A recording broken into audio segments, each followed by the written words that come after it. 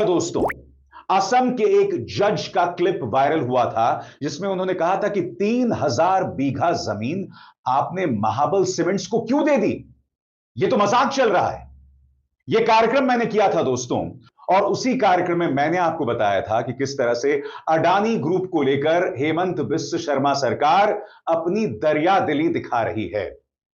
और उस कार्यक्रम में मैंने कहा था कि हेमंत बिस्व शर्मा अपनी जिम्मेदारी से कैसे बच जाते हैं, क्योंकि वो जनता को भड़काऊ मुद्दों में उलझा कर रखना चाहते हैं, हिंदू मुस्लिम करते हैं, लगातार सांप्रदायिक तौर पर भड़काऊ बयान देते हैं, न सिर्फ असम में बल्कि झारखंड और अन्य राज्यों में जाकर। मैंने जो जो कहा था उस रिपोर्ट में दोस्तों, वो हेमंत बिस्व शर्मा के अपने बयानों पर आधारित था। तो आज मैं असम पुलिस से एक सवाल पूछना चाहता हूं। मुख्यमंत्री हेमंत बिस्व शर्मा कहें तो सही, मगर अगर मैं उनके उन भड़काऊ बयानों की तरफ आपका ध्यान खींचूं तो आप बीएनएस की 152, 196 और 197 धाराओं के अंतर्गत मुझ पर केस करेंगे। और आपको लगता है कि इन धाराओं के अंतर्गत मुझ पर केस करने से मैं डर जाऊंगा या मैं अपना काम करना बंद कर दूंगा? और यही मैंने कार्यक्रम में भी कहा था कि यह व्यक्ति अपनी जिम्मेदारी से बचने के लिए हिंदू मुस्लिम करता है, और जब हिंदुओं से जुड़ा मुद्दा भी उनके सामने आता है तो किस तरह से मुख्यमंत्री हेमंत बिस्व शर्मा बचकर निकल जाते हैं। सुना जाए। अभी इंडिया बीफ एक्सपोर्ट में टॉप 5 कंट्री में होना नहीं सही है, बंद करना सही है ना। तो होम डिपार्टमेंट भी आपके हाथ में, सरकार आपके हाथ में, तो आप बोलते क्यों बंद नहीं कर सकते? मैंने ये बता रहा हूँ, हमें करना सही है, देश में माहौल बनना सही है, हमारा देश में यूसीसी होना सही है, गो हत्या बंद होना सही है। एनओ सरकार का काम नहीं है, एनओ सरकार का काम नहीं है। तो हमारा लोगों का सोल में जो हम लोग गो आप एक्सपोर्ट में किया, बट इंटरनल हम भी इंटरनल भी नुकसान रहा। गवर्नमेंट के अंडर में होता है ना। एक बंद करने से गो हत्या बंद होगा। आपको गो हत्या का खिलाफ पूरा एक माहौल बनाना पड़ेगा। अब दोस्तों उस शो की बात करते हैं। मैं मुख्यमंत्री हेमंत बिस्व शर्मा और असम पुलिस से पूछना चाहता हूं, आपको तकलीफ इस बात की है कि मैंने मुख्यमंत्री हेमंत बिस्व शर्मा के भड़काऊ बयानों की तरफ आपका ध्यान खींचा, जिसके अंतर्गत आपने 3 धाराओं में मुझ पर केस कर दी, या फिर मैंने इस बात का जिक्र किया कि किस तरह से आपके राज में गौतम अडानी को जबरदस्त फायदा हुआ है? इस सवाल का जवाब खुद हेमंत बिस्व शर्मा जानते हैं, मगर मैं एक एक करके आपको उनके दोनों बयान सुनाना चाहता हूं जो मैंने कार्यक्रम में दिखाए। पहला बयान जब उन्होंने कहा कि भाई राजनीति करनी है तो जय श्री राम कहना होगा, और मैंने कार्यक्रम में कहा था कि आप लोग राम का इस्तेमाल सिर्फ राजनीति के लिए करते हैं, आपको जय श्री राम नहीं जय श्री अडानी कहना चाहिए, और आपका रामराज्य से कोई लेना देना नहीं है। इत्तेफाकन दोस्तों एफआईआर में रामराज्य का जिक्र किया गया और कहा गया है कि मैंने रामराज्य का अपमान किया। पहली बात, रामराज्य जो शब्द है ना, उसका नाता सिर्फ धर्म से नहीं है, उसका नाता है सत्ता में ताकतवर की जनता के प्रति जवाबदेही, जब आप निष्पक्षता से राज करते हैं। और इसीलिए मैंने रामराज शब्द का जिक्र किया था। मेरा मानना है कि हेमंत बिस्व शर्मा की जो शासन शैली है उसका रामराज से कोई लेना देना नहीं है, उनकी कोई जवाबदेही नहीं है, जैसा कि अभी अभी मैंने प्रमाणित किया गौ हत्या को लेकर उनका जो बयान था। मगर सबसे पहले सुनिए मैंने उनका कौन सा बयान जो है अपने शो में सुनाया था। मैं उनको बोलना चाहूंगा, आप जो भी बोले, अस्सलाम वालेकुम जो भी बोले, लेकिन भारत में राजनीति करना है तो जय श्री राम आपको बोलना ही पड़ेगा। ये आप याद में रखिए। आप हिंदुओं को अपमान करके आप राजनीति नहीं कर सकते हो। फिर मैंने जिक्र किया था झारखंड में दिया गया उनका एक और सांप्रदायिक तौर पर भड़काऊ बयान, यानी कि इन्हें लगता है कि वोट हासिल किए जा सकते हैं सिर्फ हिंदू को डरा के और धमकाकर। अब मुझे बताइए, यह बयान तो उनका है, फिर भी एफआईआर मुझ पर। सुना जाए। हमेशा के मुक्त हो जाएगा, हम हारेगा ना। ये पीताम्बर नीलांबर सिद्धू कानू भगवान बिरसा मुंडा का भूमि इरफान अंसारी आलमगीर आलम लूट लेगा ये लोग। हमारा बेटियों को लूटा, हमारा जमीन को लूटा, हमारा सरकार को लूटा, हमारा अहंकार को लूटा। अब मैं आपको सुनाना चाहता हूं जज साहब का वो वायरल बयान जिस पर आधारित था मेरा पूरा शो। कहने का अर्थ क्या है दोस्तों, मैं जो आपको तमाम बातें दिखा रहा हूं, सुना रहा हूं, ये तर्क हैं, ये तथ्य हैं, ये मेरे दिमाग की कल्पना नहीं है। सुनिए जज साहब ने किस तरह से कहा था कि आपने 3000 बीघा जमीन महाबल सीमेंट्स को दे दी है। कोई मजाक चल रहा है? सुनिए क्या कहा था जज साहब ने। Item 7. What company? Your Mahabal Cement.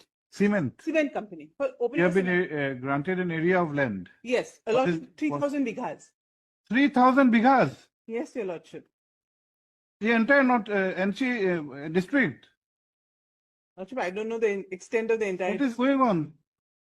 No, lordship. it's- 3,000 bighas allotted to a private. चाहता हूं दोस्तों, बीएनएस की किन धाराओं के अंतर्गत मुझ पर केस किया गया है आपके स्क्रीन पर। सबसे पहले दोस्तों बीएनएस की 152, जिसमें जिक्र है भारत की संप्रभुता और एकता को खतरे में डालना। और इसमें क्या कहा गया है इस पर गौर कीजिए।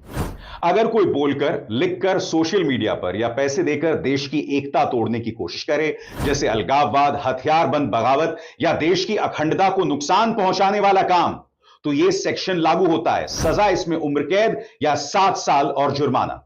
और मैं आपको बतलाना चाहता हूं दोस्तों, इसमें सुप्रीम कोर्ट ने क्या कहा था। सुप्रीम कोर्ट में इसे चुनौती दी गई थी क्योंकि यह पुराने राजद्रोह कानून जैसा लगता है। इलाहाबाद हाईकोर्ट ने भी कहा था कि सिर्फ पाकिस्तान का सपोर्ट करना बिना अलगाववाद भड़काए सेक्शन 152 में अपराध नहीं है। और जबकि इस कार्यक्रम में मैं सिर्फ मुख्यमंत्री हेमंत बिस्वा शर्मा का बयान सुना रहा था, तो आप मुझे बताइए यह सेक्शन किस पर लागू होना चाहिए? उस शख्स पर जो मुख्यमंत्री का बयान पेश कर रहा है या उस शख्स पर जो यह बयान दे रहा है? आप समझ रहे हैं मैं क्या कह रहा हूं? आप में से कुछ लोग भाजपा के अंधभक्त हो सकते हैं, मगर आपको पूरी बात समझ आ रही है। अब दूसरी धारा बीएनएस 196, जिसमें धार्मिक सामाजिक नफरत फैलाना और शांति भंग करना। अगर कोई धर्म, जाति, भाषा, जगह या नस्ल के नाम पर नफरत फैलाए या लोगों को आपस में भिड़ाए तो यह धारा लागू होती है और इसमें सजा 3 साल तक की जेल प्लस जुर्माना। अगर यह काम मंदिर, मस्जिद जैसे पूजा स्थल या धार्मिक कार्यक्रम में हुआ तो 5 साल तक की सजा प्लस जुर्माना। और मैं आपको बतलाना चाहता हूं इसमें सुप्रीम कोर्ट ने क्या कहा था।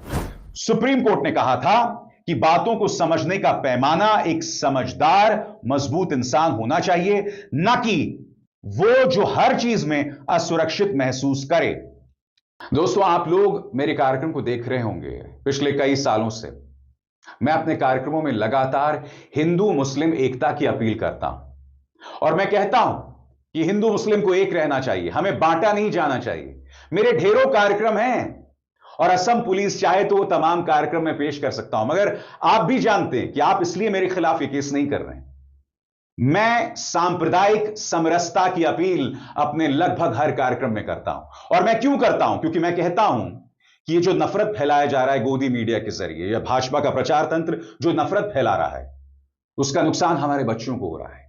यानी कि मैं 2 मुद्दे उठाता हूं, सांप्रदायिक एकता और सांप्रदायिक नफरत से जो हमारे बच्चों को नुकसान पहुंच रहा है। अब आप मुझे बताइए, क्या यह धारा 196 मुझ पर लगाई जानी चाहिए जो व्यक्ति देश की एकता की अपील करता है?